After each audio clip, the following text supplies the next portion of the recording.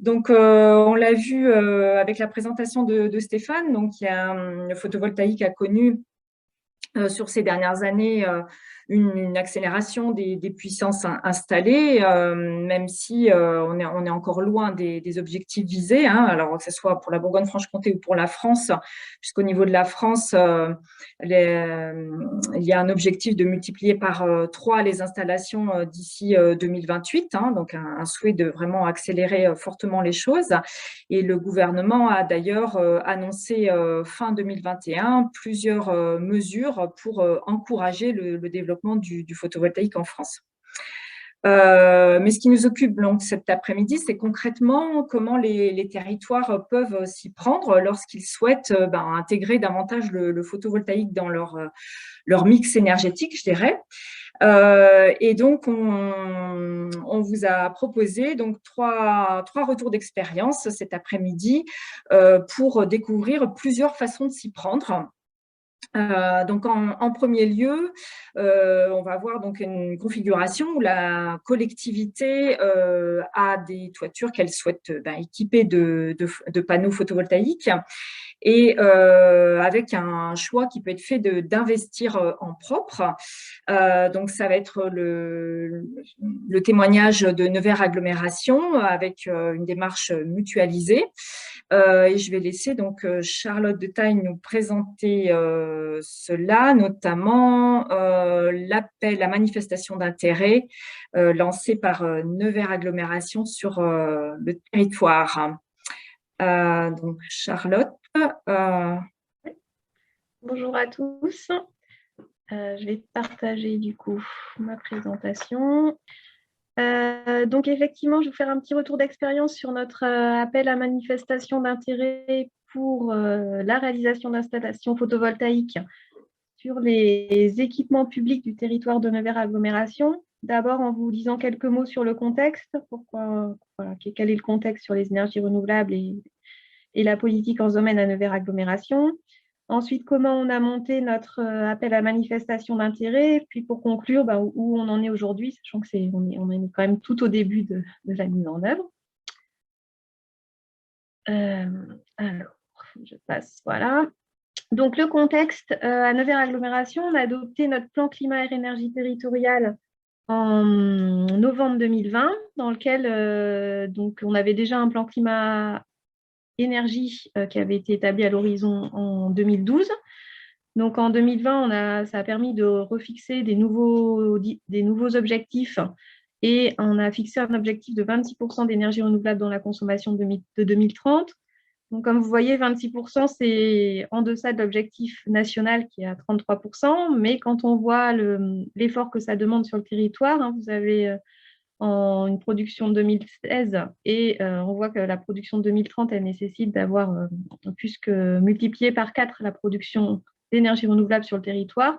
Donc, c'est quand même un objectif ambitieux, et le souhait des élus, c'était vraiment d'avoir un objectif ambitieux, mais qui présente un certain réalisme par rapport à la situation actuelle du territoire, avec, pour arriver à ce résultat, une mobilisation de toutes les énergies renouvelables. Bien sûr, le bois, on a une usine d'incinération aussi à Nevers sur laquelle on récupère déjà l'énergie. Le développement de la méthanisation avec le biogaz, vous voyez un petit peu d'éolien qu'on n'a pas exclu, de la géothermie, et puis vous avez en vert la part solaire photovoltaïque, qui représente en ordre de grandeur un passage de 2 gigawattheures de production en 2016 à un objectif de 47 gigawattheures de production d'énergie solaire photovoltaïque en 2030. Fort donc de ces objectifs, on a présenté à nos élus la manière de pouvoir impulser les projets sur le territoire de l'agglomération, puisque bien sûr, les objectifs du PCAET doivent être mis en œuvre par tous les acteurs du territoire. Mais le souhait de Nevers Agglomération, c'est de pouvoir participer au développement de ces projets, à les impulser et à en favoriser le plus possible, et notamment sur son patrimoine et sur les patrimoines de ces collectivités.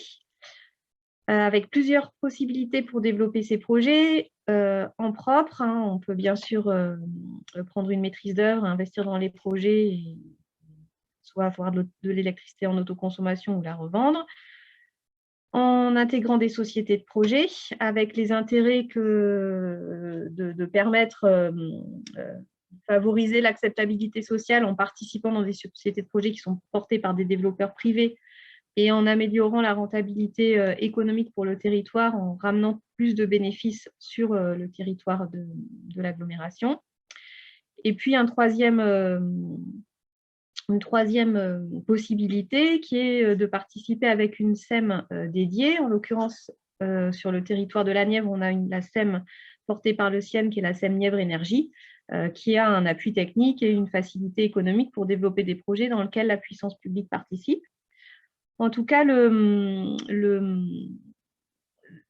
choix politique que nos élus ont voulu porter, c'est d'éviter les projets qui donnent uniquement lieu à de la location d'espace et de bien faire en sorte que les projets d'énergie renouvelable soient faits en prenant des parts, soit dans les sociétés de projets, en investissant dans ces projets-là, qui sont aussi vus comme un développement de l'activité économique sur le territoire qui doit apporter une opportunité de développement avec l'aspect développement de l'économie sur le territoire qui va avec.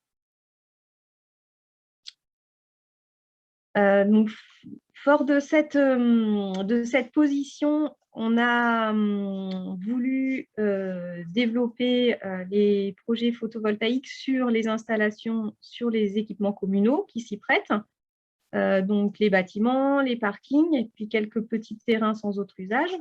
Donc l'idée, c'était bien sûr d'aller faire des projets qui valorisent le patrimoine des communes et de l'agglomération, qui soient favorables au photovoltaïque, qui soient des projets vertueux et voilà. De permettre donc d'équiper de nombreux sites, puisque évidemment les bâtiments communaux ne sont pas toujours très grands, ils sont plutôt souvent petits. On a 13 communes sur le territoire de l'agglomération, dont une ville-centre, Nevers, 2 communes un peu importantes, 3 communes un peu importantes, Varennes-Vauzelles, Coulanges, Fougue. Et puis après, on a quelques petites communes qui sont vraiment rurales dans l'agglomération de Nevers. Mais on a donc voulu favoriser les installations voltaïques sur tous ces sites pour aussi montrer l'exemplarité des collectivités. Et puis, comme je vous le disais, donc, avec la volonté de positionner l'agglomération comme un acteur de la production photovoltaïque, en participant à la gouvernance et au suivi des installations, donc non seulement à leur réalisation, mais aussi à leur suivi sur le long terme, et en partageant les coûts et les bénéfices avec le développeur. Pour mener tous ces projets photovoltaïques sur ces équipements, on a choisi la solution de l'appel à manifestation d'intérêt pour participer à une société de projet avec un développeur, pour retenir un développeur qui créera les installations et une société de projet dans laquelle l'agglomération participera. Alors, pourquoi ce choix? Donc, d'abord, on avait une volonté des élus d'aller assez vite. Le choix de la AMI, eh bien, il est assez facile en termes d'organisation avec les communes.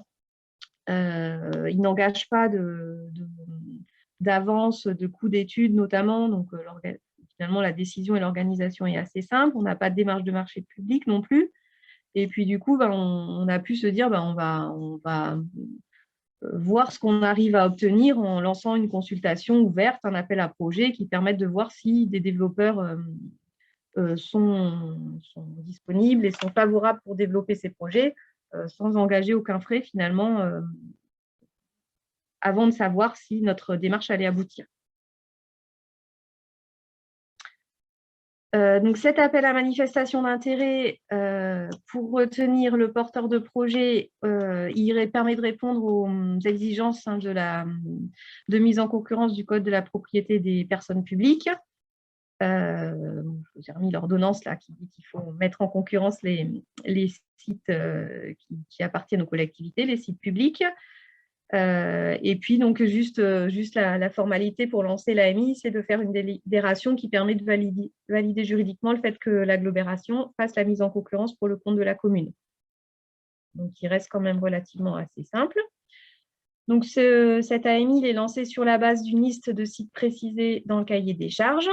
Et les candidats, il est demandé aux candidats de préciser dans leurs réponses les sites qu'ils retiennent, les conditions de réalisation, la rémunération des propriétaires.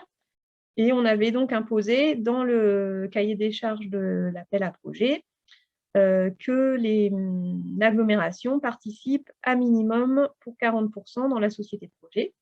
En plus exactement, une part dédiée au bloc citoyen, collectivité et citoyen de 40% avec un maximum de part de 60% pour le développeur. Donc ça, c'était vraiment imposé dans notre cahier des charges. On a classiquement, juste rapidement, des critères de sélection qui permettent de juger. Alors, dans un appel à projet, on n'est pas forcément obligé de mettre des coefficients de pondération, mais voilà, ça permet de cadrer les choses d'une certaine manière. Donc, classiquement, la performance technique du projet, qui consistait en voir ce que les développeurs allaient nous répondre et la quantité d'énergie qu'on pourrait en développer, donc avec finalement un critère de jugement qui était le plus d'énergie produite et favorisée dans la sélection, donc le plus d'installations et le plus d'énergie produite. Un critère de performance environnementale et sociale du projet, avec est-ce qu'on va prendre des entreprises locales notamment, le réalisme et la solidité de la proposition de montage juridique et financier, un critère sur la performance du projet en termes de participation locale pour juger de est-ce qu'on nous propose un peu plus de part dans la société, éventuellement des démarches d'aller chercher de la participation citoyenne.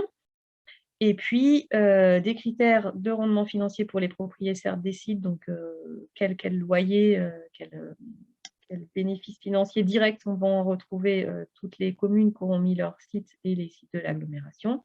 Et puis, une partie délai, qui n'est pas beaucoup, mais qui finalement est assez importante pour les élus, et vient parfois départager est venu en l'occurrence faire le départage entre les réponses. Alors, comment on a déterminé les sites? On a en fait mis en place depuis plusieurs années avec le CIEN le Conseil en énergie partagée auprès de toutes les communes de l'agglomération.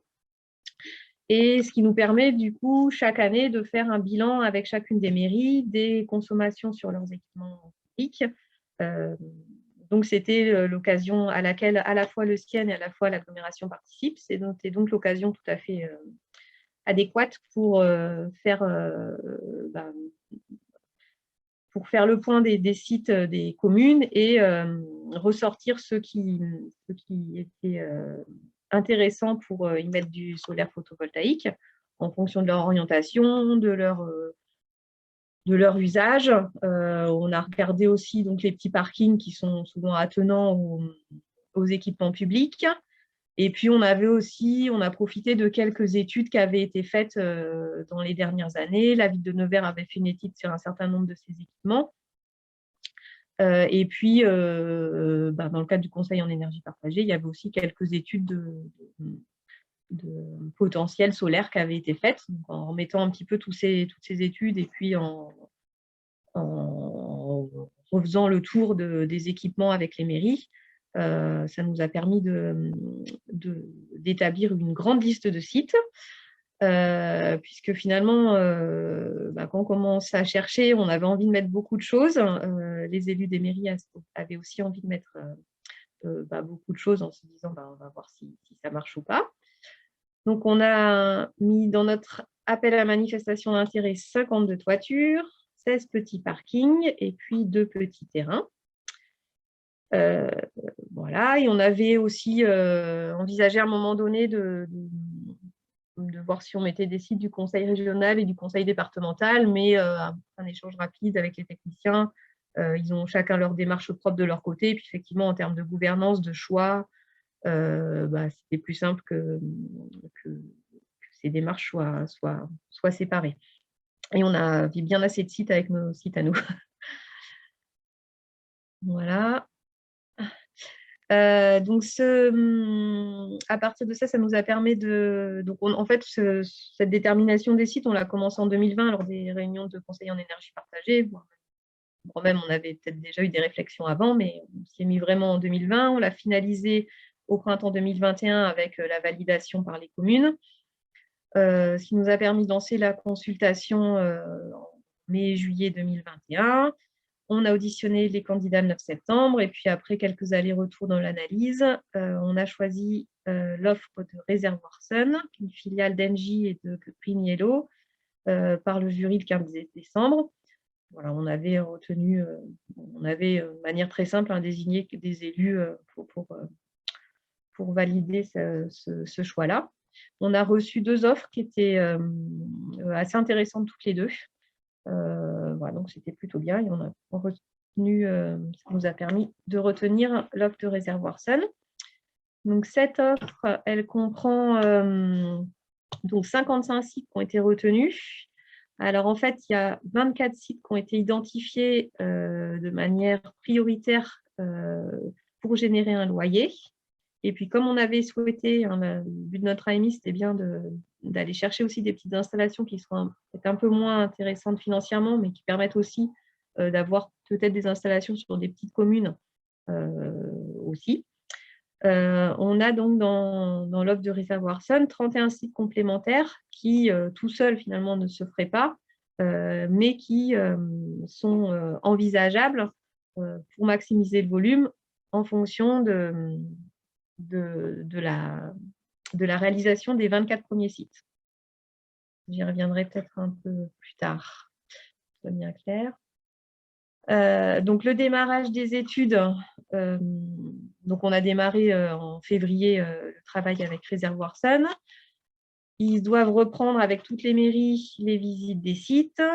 Les études techniques, donc on démarré en interne à Réservoir Sun avec les premières autorisations d'urbanisme pour aller bloquer les tarifs de rachat, puisque ça permet de bloquer rapidement le tarif de rachat, puisque les tarifs évoluent tous les trimestres. Au 1er avril, notamment, il y a une baisse légère de tarifs.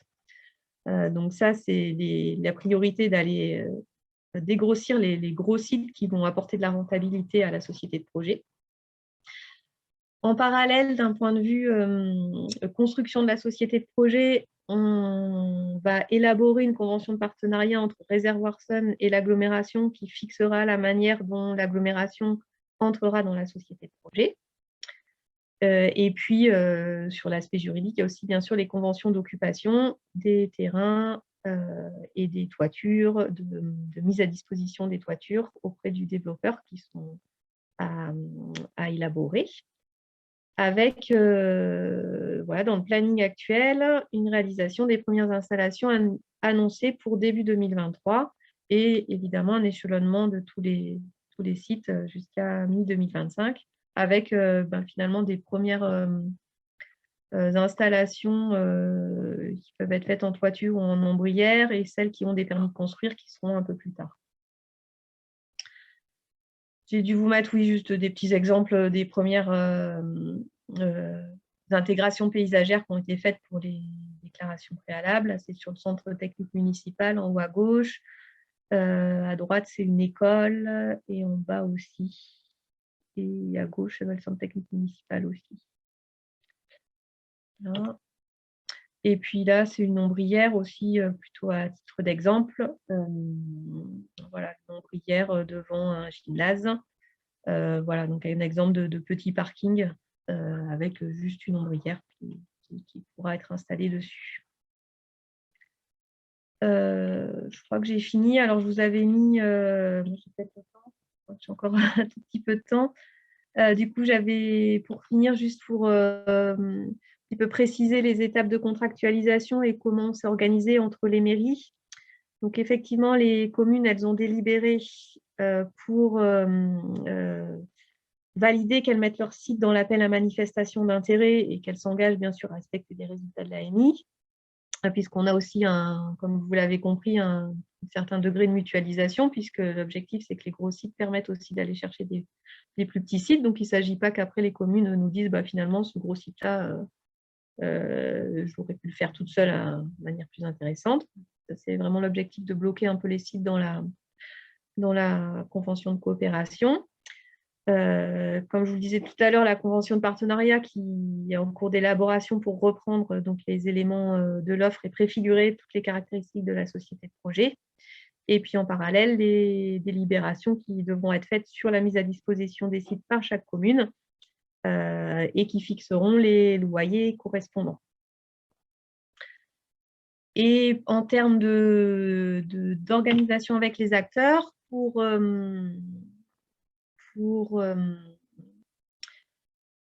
pour travailler avec les communes. Donc, la convention de coopération, elle a permis de désigner pour chaque commune un représentant élu qui prend les décisions et un interlocuteur technique privilégié.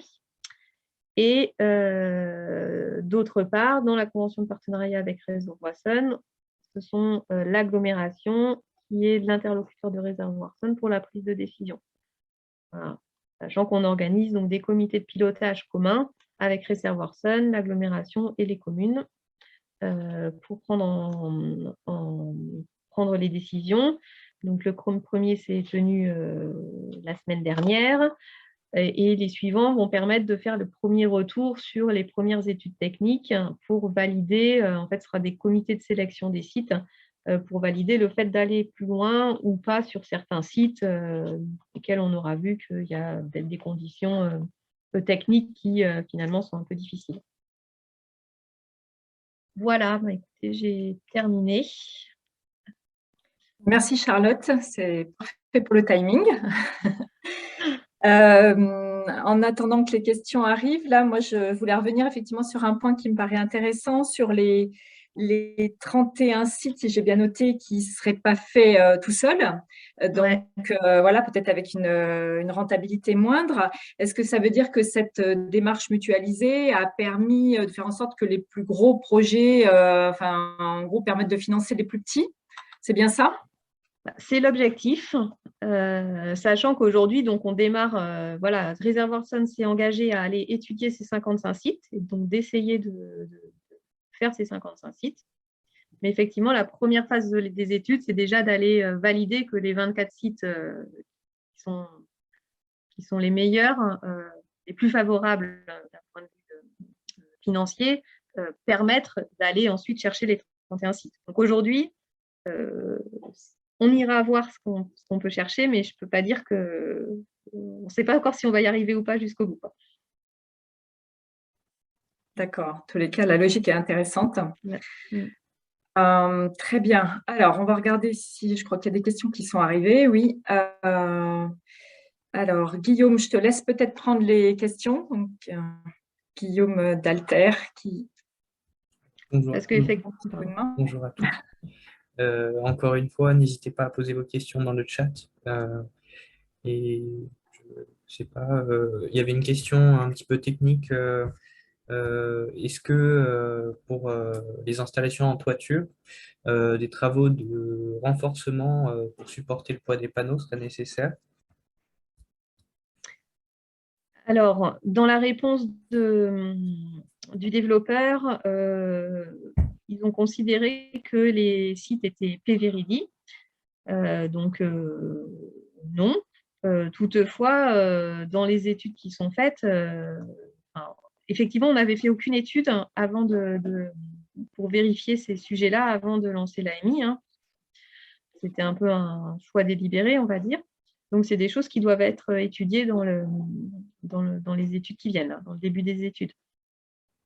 Et on va dire en fonction finalement de la rentabilité des sites et de la marge qu'on dégagera, on pourra voir si certaines installations justifient et permettent d'aller renforcer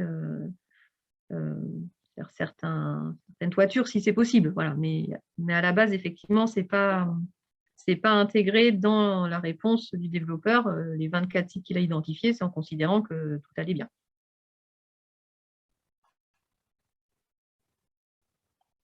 On avait également une question sur les parts qui sont mobilisées. Les 40% minimum des parts de l'agglomération ont-ils un rapport avec la notion juridique du contrôle étroit des sociétés publiques, je suppose, SP? Non, non, non, c'est plus que ça, le contrôle étroit, je crois. Non, on n'est pas parti là-dessus, on n'est pas parti en contrôle étroit. L'idée, c'est que ce soit quand même assez significatif, en fait. L'idée, c'était de garder, laisser la majorité aux développeurs, parce qu'on sait que quand c'est une société voilà, ils aiment bien garder la majorité, mais d'avoir quand même une part assez importante.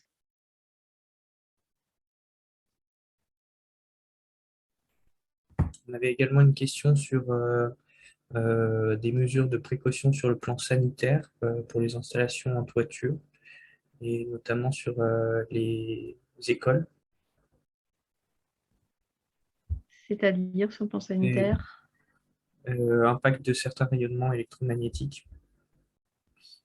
Ah non, ça, on ne s'est pas posé ces questions-là. Non, on a fait attention évidemment à ce qui était mis en œuvre, travaux, etc. Mais on n'a pas. Alors aujourd'hui, par ailleurs, ce que je vous ai montré, c'est les premières intégrations paysagères. Elles sont faites avec de la même manière un maximum de panneaux solaires pour valider un petit peu l'autorisation d'urbanisme. Mais c'est des choses qui sont retravaillées avec chaque mairie, de valider où est-ce qu'on les met au final, réellement. Mais non, on n'a pas regardé cette question. Il y avait une question également sur le montant financier prévisionnel, j'imagine plutôt en volume, qui sera engagé par la collectivité. Alors oui, ça, je vais vous dire ça parce que j'ai noté l'autre fois. Ouais, ça fait à peu près dans les 200 000 € en fait. Alors aujourd'hui, c'est pareil, ça on l'a pas complètement, ça va être écrit dans la convention de partenariat, puis ça dépend aussi dans l'ensemble des projets qu'on développera. Mais en fait, quand on fait 40% de la société de projet, comme il y a une large part qui est financée par la dette dans ces sociétés, du coup, c'est que sur la part de fonds propres qu'on finance. Voilà, donc ça fait sur un projet comme ça fait de l'ordre de 200 000 €.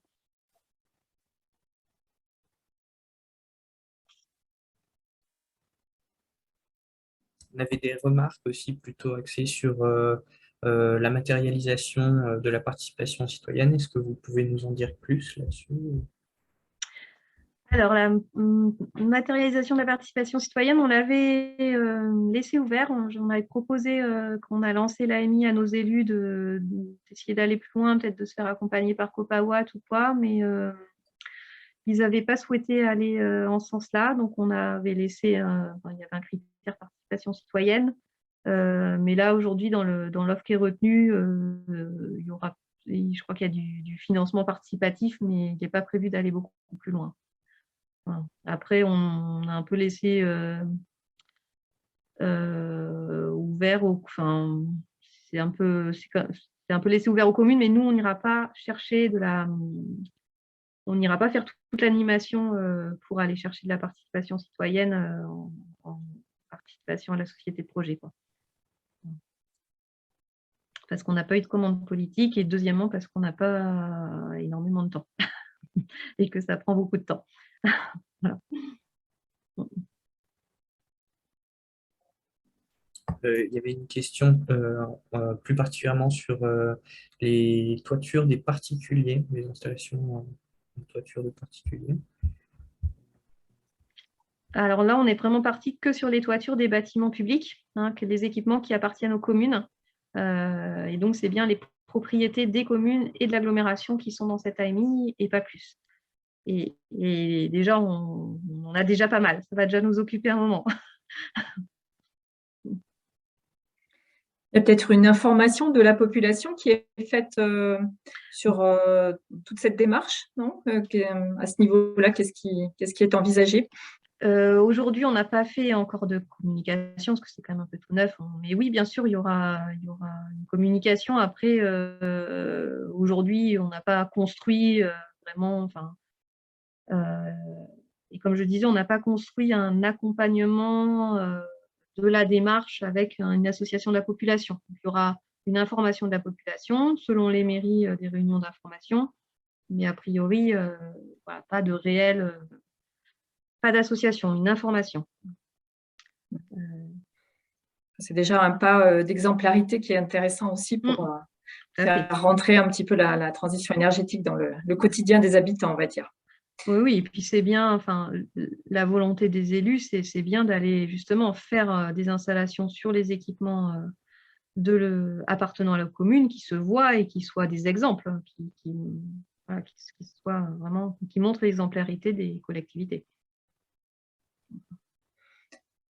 Il y avait une question intermédiaire, je crois, Guillaume, aussi, sur le fait, avec une remarque sur le fait que la mutualisation est à conforter. Donc, je pense que la personne voit ça comme plutôt une bonne chose. Mais techniquement, se posent les questions de post-source. Alors, je ne sais pas si vous avez vu cet aspect-là. C'est peut-être un peu tôt, j'imagine, dans la démarche. C'est un peu tôt, mais a priori, enfin oui, non, c'est un peu trop. Mais, voilà. Après, pour le coup, ouais, non, dans les études préliminaires qu'ils ont fait, ils n'ont pas dû tellement regarder Réservoir Sun, je pense pas. Mais voilà. On a rendez-vous avec Enedis bientôt. Très bien. Il y avait d'autres questions, je crois, encore Guillaume. Oui, je suis désolé si on ne répond pas à toutes les questions, je vois qu'il y en a beaucoup. Il y avait des questions sur Réservoir Sun, plus précisément. Est-ce qu'ils ont engagé des expériences équivalentes de leur côté et est-ce qu'ils sont engagés à solariser un nombre minimum de toitures pour sécuriser l'AMI?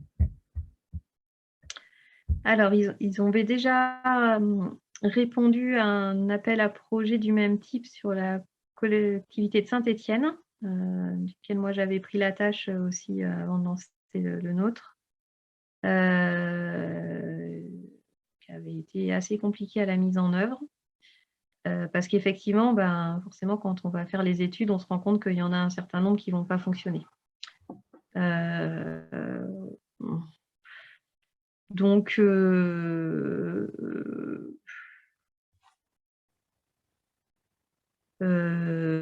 non, sincèrement, ils sont pas. Enfin, je veux dire, on peut pas, vu qu'on n'a pas fourni toutes les études techniques de tous les sites et qu'on ne peut pas garantir que c'est technique que c'est faisable techniquement, il n'y a pas d'engagement.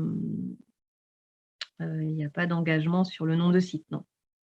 Il y a un engagement sur le loyer, par contre. Et pareil, c'est un appel à projet. En fait, le principe de l'appel à projet, c'est l'intérêt que c'est pas une procédure de marché public.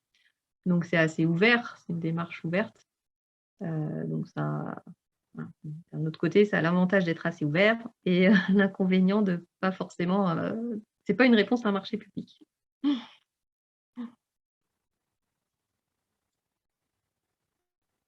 Il y a encore d'autres questions, je vois, sur l'AMI.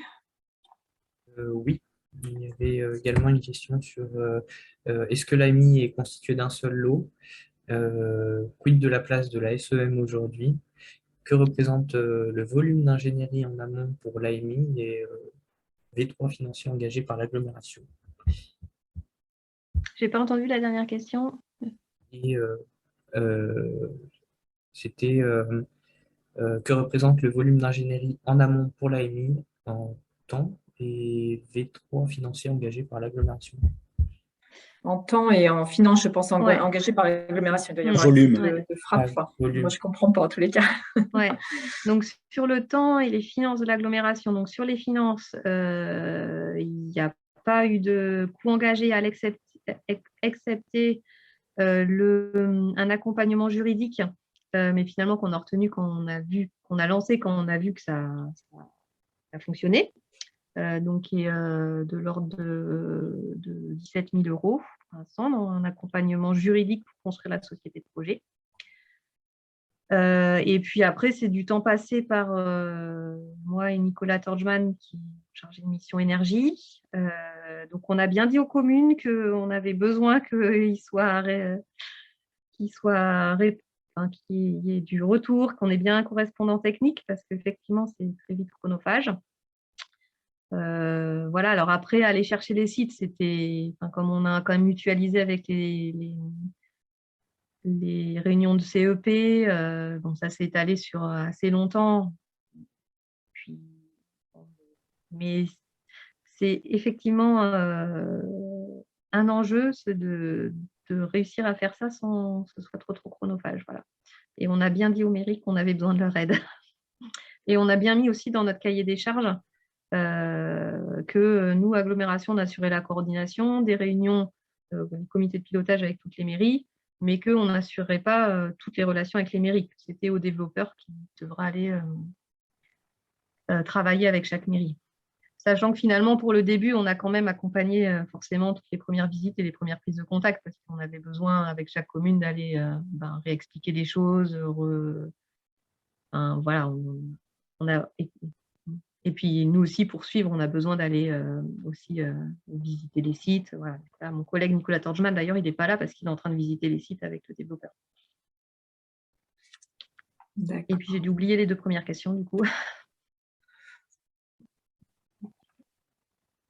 Ouais, c'est la place de la SEM aujourd'hui dans le projet. Alors, la place de la SEM, on en avait parlé en amont avec eux, on les avait sollicités, mais en fait, répondre à un tel AMI avec tellement de sites, ils n'avaient pas le temps à la fois en termes de réponse à l'AMI et puis même en termes de mise en œuvre. Il y a beaucoup de projets aussi sur la Nièvre et finalement, eux, ils font aussi des choix pour développer certains et pas d'autres parce qu'ils ne pouvaient pas répondre à tous. Donc, ils n'ont pas répondu à notre AMI, ils nous en avaient prévenu. Bien, on peut peut-être prendre une dernière question. Peut-on dire que le PCAET a permis la prise de conscience sur ce sujet, favoriser la gouvernance mise en place par les élus? Comment et où seront réinvestis les gains lorsque les installations seront remboursées? Alors oui, on peut dire que le PCAET a tout à fait permis d'avancer là-dessus. C'est vraiment l'argument massu, entre guillemets, c'est il faut faire du photovoltaïque parce qu'on a mis un objectif de 26% dans le PCAET et que c'est un objectif qui nous engage. C'est normal que la collectivité aille faire quelque chose pour aller vers cet objectif, même si elle ne peut pas tout faire. Donc oui, très clairement.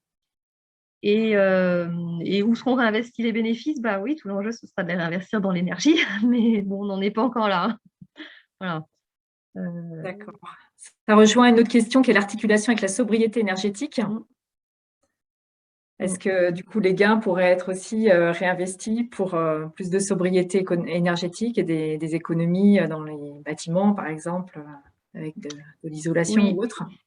Alors, on a un petit peu, curieusement, on a un petit peu les choses dans l'autre sens parce qu'en fait, on a fait une opération TED-CV sur la Maison de la Culture qui nous a apporté beaucoup de certificats d'économie d'énergie et aussi le développement du réseau de chaleur précédemment. Et du coup, on a eu une rentrée d'argent liée à ces opérations. Le réseau de chaleur, c'était la récupération de la chaleur de l'incinérateur.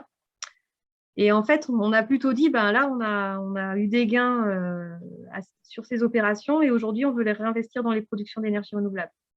Finalement, on l'a plutôt fait dans ce sens-là. Et après, effectivement, quand on aura de la rentabilité de nos énergies renouvelables, on faudra poursuivre la démarche. Voilà, mais ça peut déjà, être, ça, c'est pas forcément évident, en fait. Ça peut être un cycle vertueux, l'un alimentant l'autre, effectivement. Très bien, on n'a pas tout à fait pris toutes les questions, mais je pense qu'il va falloir qu'on s'arrête. Est-ce qu'il y a des communes qui n'ont pas voulu participer au projet? Je pense que la réponse est rapide. Non, il n'y en a pas. Il y en a une qui nous a quand même retiré un terrain qui était assez intéressant et qui est partie tout seul avec son terrain.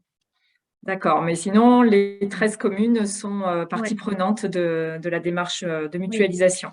Oui, les 13 communes sont partie prenante. Par contre, ce n'est pas sûr qu'on arrive à en faire dans les 13 communes parce qu'il y a 3-4 toutes petites communes qui ont 300 habitants où il y a une salle des fêtes, une école, mais voilà, c'est pas sûr qu'on arrive à faire des projets sur ces établissements.